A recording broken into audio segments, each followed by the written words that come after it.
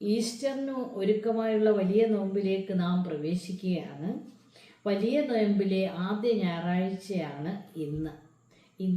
ഇന്ന് ഈ ഞായറാഴ്ച നമ്മൾ പേതൃത്വ ഞായർ എന്നാണ് പറയുന്നത്.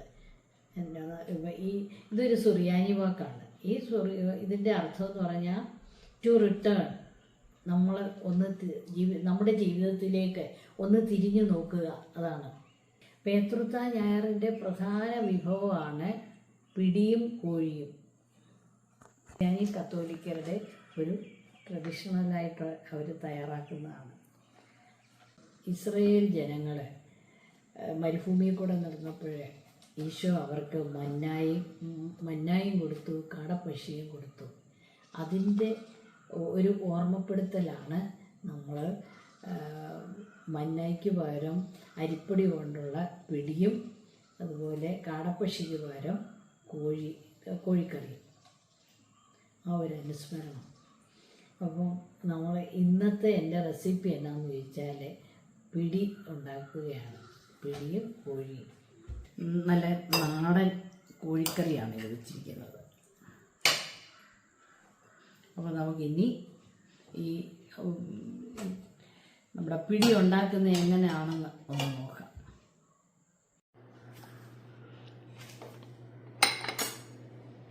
അപ്പോൾ നമുക്ക് പിടി ഉണ്ടാക്കാൻ തുടങ്ങാം. പിടി ഉണ്ടാക്കാനായിട്ട് ഒരു 4 ഇൻഗ്രീഡിയൻസിൻ്റെ ആവശ്യമുള്ളൂ. 4 അല്ല 5. അതായത് അരിപ്പൊടി ഈ കപ്പിന് മെഷർമെൻറ്റ് ഇതാണ്. ഈ 2 കപ്പ് അരിപ്പൊടി, അതുപോലെ തന്നെ 1 കപ്പ് അല്ലെങ്കിൽ 1.5 കപ്പ്. 1.5 കപ്പ് ആകുമ്പോൾ ഇച്ചിരി കൂടെ ടേസ്റ്റ് വരും. 1.5 കപ്പ് തേങ്ങായും കൂടെ എടുക്കുന്നു. അത് കഴിഞ്ഞിട്ട് 1 സ്പൂൺ ജീരകം, 4 ചുവന്നുള്ളി, 3 വെളുത്തുള്ളി, ആവശ്യത്തിന് ഉപ്പ്. നമുക്ക് ഇത്രയും ഇൻഗ്രീഡിയൻസ് ഉണ്ടെങ്കിൽ നമുക്ക് പിടി ഉണ്ടാക്കി എളുപ്പം റെഡിയാക്കി എടുക്കാം. അപ്പോൾ നമുക്ക് തുടങ്ങാം. ആദ്യം തന്നെ അരിപ്പൊടി ഈ മെഷർമെൻറ്റ് തന്നെ, ഇതാണ് 1 കപ്പ്. പിടി ഉണ്ടാക്കാനായിട്ട് ഞാൻ എടുത്തിരിക്കുന്ന അരിപ്പൊടി നല്ല വറുത്ത് പൊടിച്ച് നല്ലപോലെ മൂപ്പിച്ച് വറുത്ത അരിപ്പൊടിയാണ്. അതിലോട്ട് ഇത് 2 കപ്പിട്ടു. അതിൻ്റെ കൂടെ തന്നെ ഈ അരിപ്പൊടി എന്ന് പറഞ്ഞാൽ അപ്പം, ഇടിയപ്പം, പത്തിരി ഇതിനെല്ലാം തയ്യാറാക്കുന്ന അരിപ്പൊടിയാണ്. നല്ല നൈസായിരിക്കണം. ഇനി നമുക്ക് തേങ്ങയും കൂടെ എടുക്കാം. 1 കപ്പ് തേങ്ങയായി. 1.5 കപ്പ് തേങ്ങ. ഇത് രണ്ടും നന്നായിട്ട് ഈ അരിപ്പൊടിയും തേങ്ങയും കൂടെ നന്നായിട്ട് മിക്സ് ചെയ്യണം. മിക്സ് ചെയ്ത് കഴിയുമ്പോഴത്തേന് നമുക്ക് ഈ ഇൻഗ്രീഡിയൻസ് എല്ലാം നന്നായിട്ടൊന്ന് ചതച്ചെടുക്കണം. ചതച്ചെടുത്ത് 1 ലിറ്റർ വെള്ളത്തിൽ തിളപ്പിച്ച് അതിനകത്തിട്ട് വേവിച്ചെടുക്കണം. ഇത് സ്പൂൺ വെച്ചൊക്കെ ആകുമ്പോൾ എല്ലായിടവും ഒന്നും ആകത്തില്ല. അതുകൊണ്ട് ഞാൻ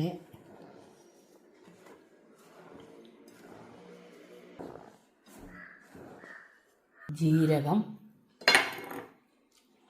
ഉള്ളി, വെളുത്തുള്ളി, ഇത് 3 കൂടെ നന്നായിട്ട് ചതച്ചെടുക്കണം. ഓക്കെ. ചുവന്നുള്ളിയും വെളുത്തുള്ളിയും ജീരകവും കൂടെ ചതച്ച് വെച്ചാണ്. ഇനി നമുക്ക് ചെയ്യേണ്ടത് 1 ലിറ്റർ വെള്ളം തിളപ്പിക്കണം. അതിനകത്തോട്ട് ഇതിട്ട് കൊടുക്കണം. ഞാൻ 1 ലിറ്റർ വെള്ളം ഇവിടെ അളന്ന് വെച്ചിരിക്കുകയാണ്. അങ്ങോട്ട് ഒഴിച്ച് കൊടുക്കാം. ഇതിനകത്തോട്ട് നമ്മുടെ ചതച്ച് വെച്ചിരിക്കുന്നത് ഇട്ട് കൊടുക്കണം. അപ്പോൾ ആദ്യം നമുക്ക് 1 സ്പൂൺ ഉപ്പിട്ട് കൊടുക്കാം.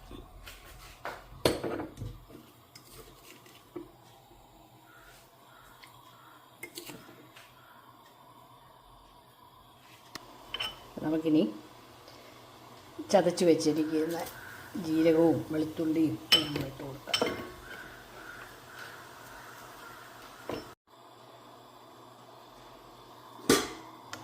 നല്ലപോലെ വെട്ടി തിളയ്ക്കുമ്പോഴത്തേന് അതിൻ്റെ സത്തെല്ലാം ഇറങ്ങി വരും. അപ്പോൾ നല്ലപോലെ വെട്ടി തിളച്ചു. വെട്ടി തിളയ്ക്കുന്ന ഈ വെള്ളം നമുക്കിതിനകത്തോട്ട് കുറച്ച് ഒഴിച്ച് കൊടുക്കാം.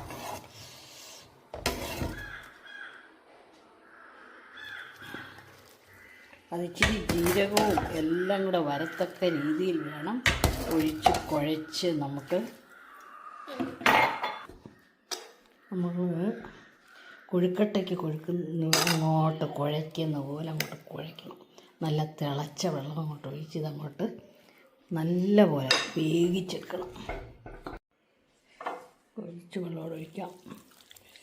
കൂടുതൽ വെള്ളം ഒഴിക്കരുത്. ഒഴിച്ചു പോയാൽ പിന്നെ തേങ്ങ ഇട്ടില്ലെങ്കിൽ ഇച്ചിരി അരിപ്പൊടിയും കൂടെ ഇട്ട് നമുക്ക് ശരിയാക്കിയെടുക്കാം.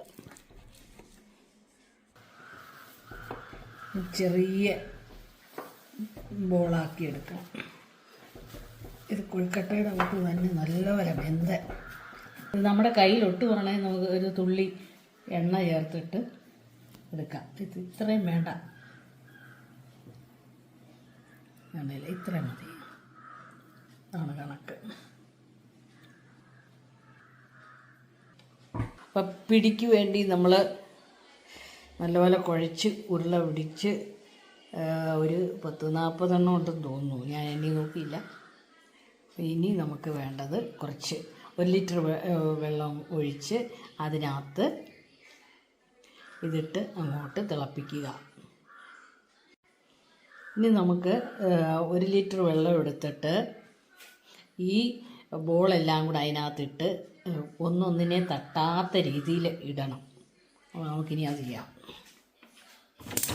വെള്ളം എടുത്ത് ഞാൻ വെച്ചു.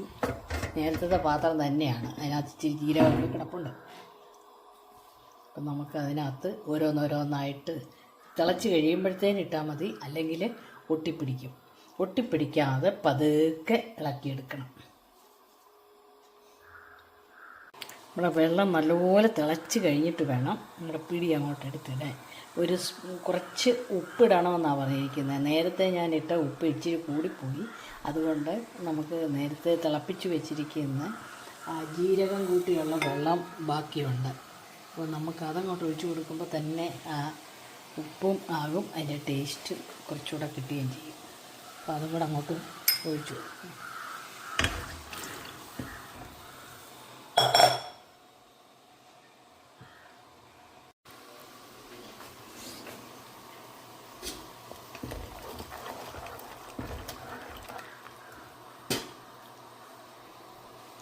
വെട്ടി തിളച്ചു. അപ്പോൾ ഇനിയിപ്പോൾ നമുക്ക് ചെയ്യേണ്ടത് എന്താണെന്ന് ചോദിച്ചാൽ ഇത് പെറുക്കി അങ്ങോട്ടിട്ട് കൊടുക്കാം.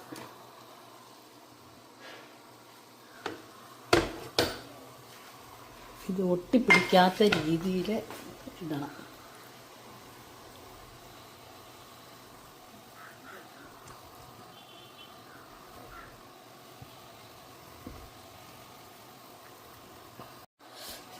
അപ്പം നമ്മുടെ പിടിയെല്ലാം അങ്ങോട്ട് ഇട്ട് ഇതൊരു 10 മിനിറ്റ് നന്നായിട്ട് വേകണം. ഇടയ്ക്കൊന്ന് ഇളക്കി കൊടുക്കണം, ഒന്നൊന്നിനെ തട്ടാതിരിക്കണം.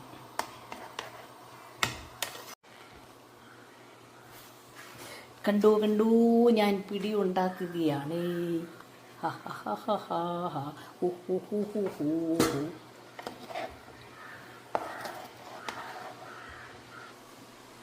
ഈ പാത്രത്തിൽ തന്നെ ഞാൻ വീണ്ടും വെച്ച എന്നാന്ന് വെച്ചാൽ നല്ല വിസ്താരമുണ്ട്, ഒന്നൊന്നിനകത്ത് ഒട്ടത്തുമില്ല.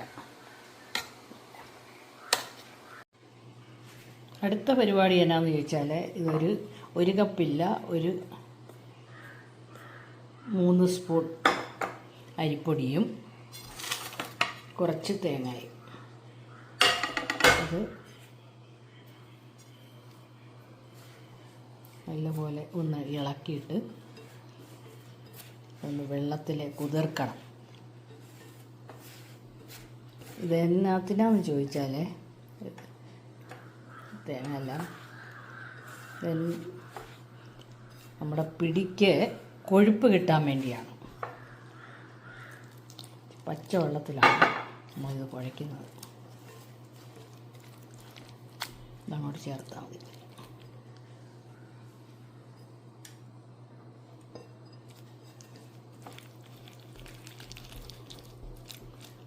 അപ്പോഴത്തേന് പിടിക്ക് നല്ല കൊഴുപ്പ് കിട്ടും.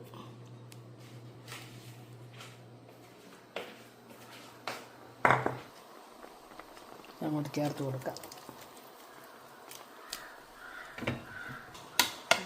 ഒരു 10-15 മിനിറ്റ്, 10-15 വേണ്ട, ഒരു 10 മിനിറ്റ് നന്നായിട്ട് വേകട്ടെ. ഇപ്പോൾ നമ്മുടെ പിടി നന്നായിട്ട് വെന്തിട്ടുണ്ട്, നല്ല കൊഴുക്കുകയും ചെയ്തു. ഇനി നമുക്കത് തണുത്ത് കഴിഞ്ഞിട്ട്, തണുക്കണ്ട, ഒരു സേവിങ് ഡിഷിലോട്ട് മാറ്റി ചിക്കൻ കറിയുമായിട്ട് കഴിക്കാം. അങ്ങനെ നമ്മുടെ പിടി ഇങ്ങോട്ട് കോരി വെക്കാം.